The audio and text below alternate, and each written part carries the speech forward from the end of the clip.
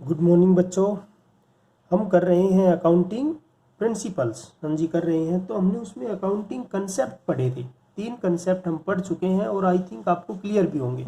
Going concern concept कि business जो है वो लॉन्ग टर्म तक चलेगा, इनडेफिनेट टाइम पीरियड तक चलेगा और उसी के बेस पर हम ट्रांजेक्शन्स करते हैं। दूसरा कंसिस्टेंसी कि जो मेथड्स हैं वो एक जैसे रहें, ईयर टू ईयर चेंज ना करें। एंड थर्ड वन इज जो हमने पढ़ा था एक्रूअल बेसिस कि आप कैश ट्रांजैक्शन के साथ साथ क्रेडिट ट्रांजैक्शन भी रिकॉर्ड करेंगे in the books of accounts. जब भी आपकी ट्रांजैक्शन हो उसी दिन आप रिकॉर्ड करें, यही एक्रूअल कंसेप्ट कहता है। तो इसके अलावा ये 3 मेजर कंसेप्ट हैं। इसके अलावा कुछ कंसेप्ट्स और हैं बिजनेस के जो कि फॉलो किए जाते हैं अकाउंटिंग प्रैक्टिस में। उसके अंदर हम 4th नंबर पे पढ़ेंगे।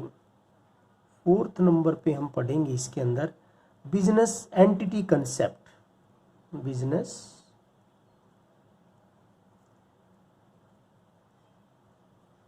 एंटिटी कंसेप्ट बहुत इजी, थोड़ा सा मैं शायद इसके बारे में बता भी चुका हूँ आपको हल्का सा, जब कैपिटल करवाया था तब, कैपिटल का जब टॉपिक करवाया। अब ये बिजनेस एंटिटी कंसेप्ट क्या है, बहुत आराम से समझेंगे इसको, बहुत इंपॉर्टेंट है और यहाँ से कई आपको डीप क्वेश्चंस के आंसर मिलेंगे। मान लीजिए आप हैं ओनर, ये रहे आप स्माइल करते हुए, ये आप ओनर हैं। क्या हैं? ओनर, मालिक। और आपने किया भाई स्टार्ट एक बिजनेस, बड़ा सा बिजनेस आपने स्टार्ट कर लिया। ये आपका बिजनेस है, ठीक है, ये आपका बिजनेस है, ये रहा आपका बिजनेस। आप ओनर हैं, आपने बिजनेस स्टार्ट कर लिया। बिजनेस एंटिटी कंसेप्ट यही कहता है कि owner is the separate from its business, कि ओनर अलग है, बिजनेस अलग है, ये सेपरेट है। तो बिजनेस इज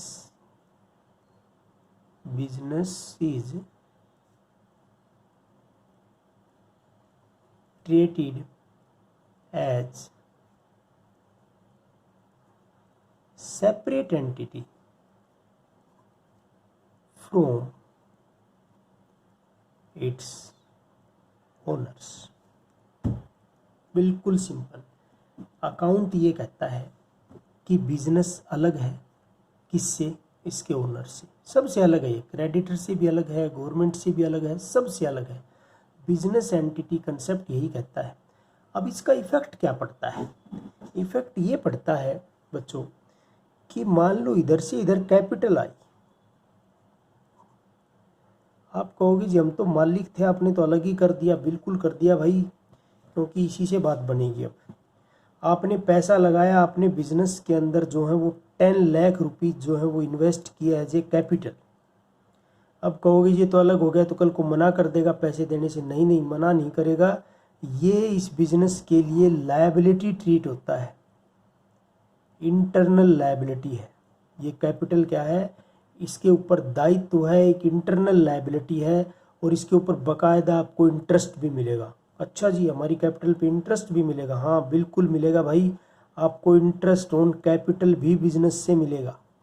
तभी तो इस कंसेप्ट का मज़ा है कि ओनर जो पैसा बिजनेस में लगाता है एज ए कैपिटल, उसका इंटरेस्ट भी इसको मिलेगा। अब क्वेश्चन ये पूछ लूँ मैं कि बताओ भाई, इंटरेस्ट ऑन कैपिटल क्यों चार्ज किया जाता है? जब एक ही आदमी है, मालिक है, आपका ही बिजनेस, आपका खुद का ही सारा सिस्टम, खुद के पैसे, तो खुद के पैसे का कैसा ब्याज?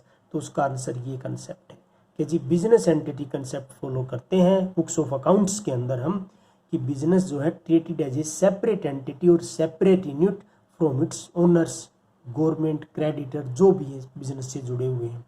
तो ये अब ये क्या कह रहे हैं, दिस कंसेप्ट, ये भी लिख सकते हो आप इसके अंदर, this concept is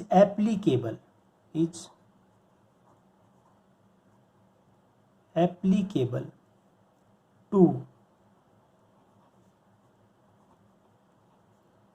all types of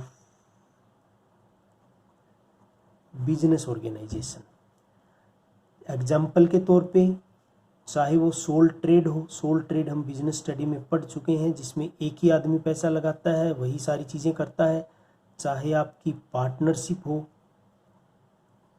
partnership में दो से ज़्यादा आदमी होते हैं, और चाहे आपका कंपनी ऑर्गेनाइजेशन हो, ये कंसेप्ट हर टाइप के बिजनेस में, छोटा बड़ा सब पे ये बिजनेस फिट बैठता है। इसी को फॉलो करना पड़ता है, बिजनेस एंटिटी कंसेप्ट। बात समझ में आई बच्चों? बिल्कुल आ गई जी, कि हम अलग हो गए हैं, बिजनेस अलग हो गया, बिल्कुल हो गया है भाई। अकाउंटिंग बिजनेस एंटिटी कंसेप्ट यही कहता है। एक हम 2 पॉइंट थोड़ा सा इसमें पढ़ेंगे आगे, बुक्स में शायद ना हो ये चीज़, कि 2 पॉइंट ऑफ व्यू है जब आप एक बिजनेस को देखते हो। ये रहा बिजनेस आपका, मैं फिर से बना देता हूँ एक diagram.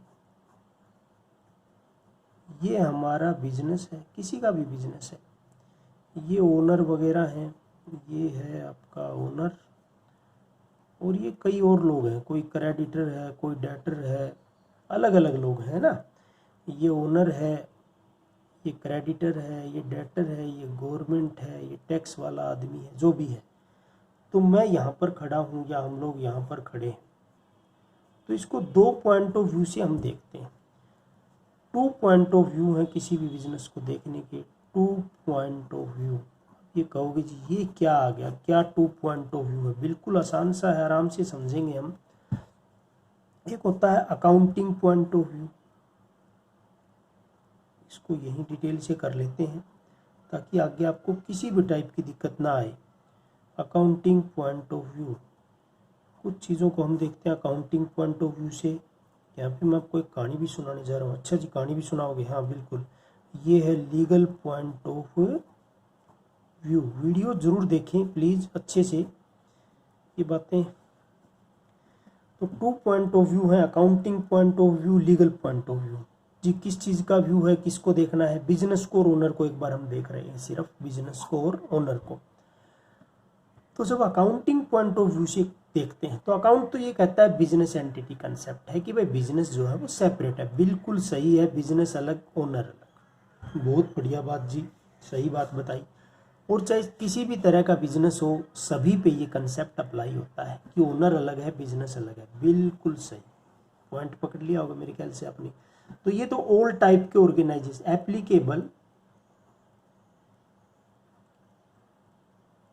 Applicable on all types of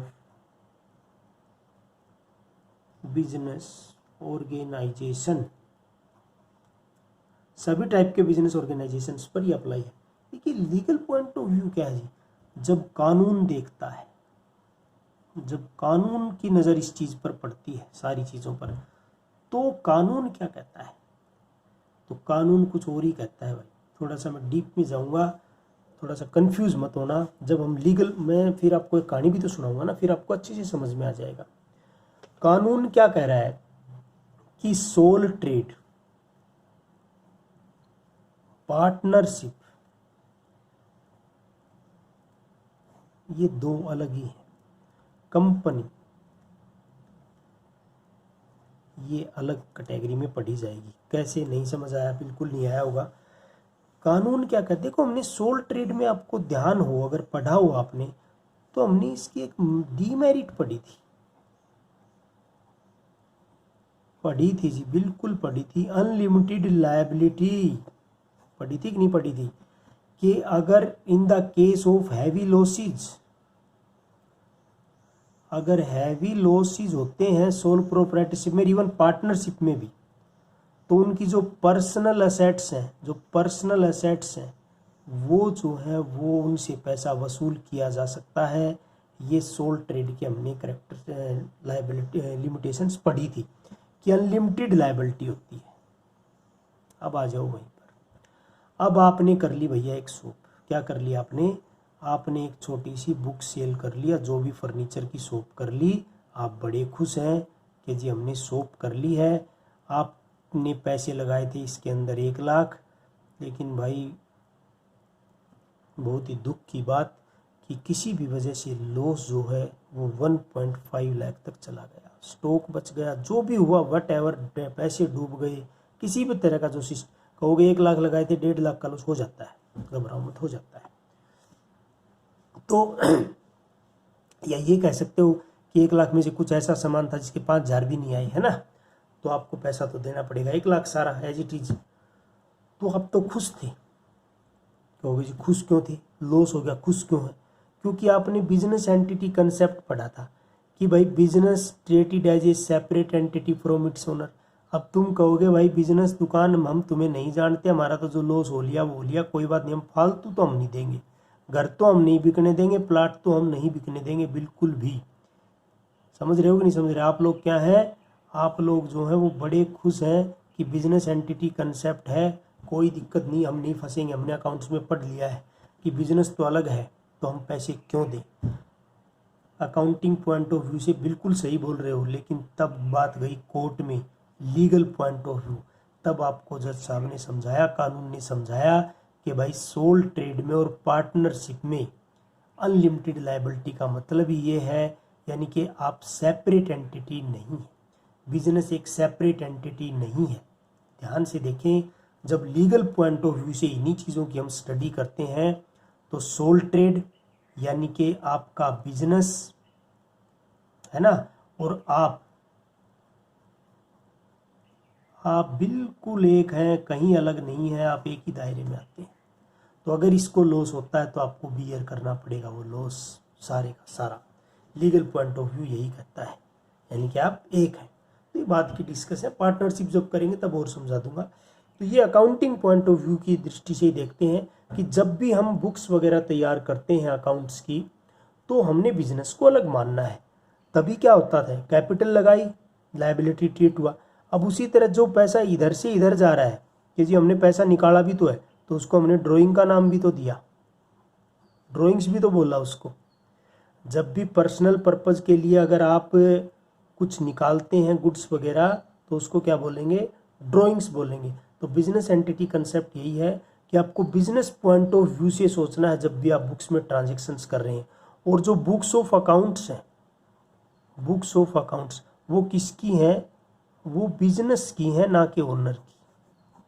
तो वो इसी पॉइंट ऑफ व्यू से आप रिकॉर्डिंग करेंगे।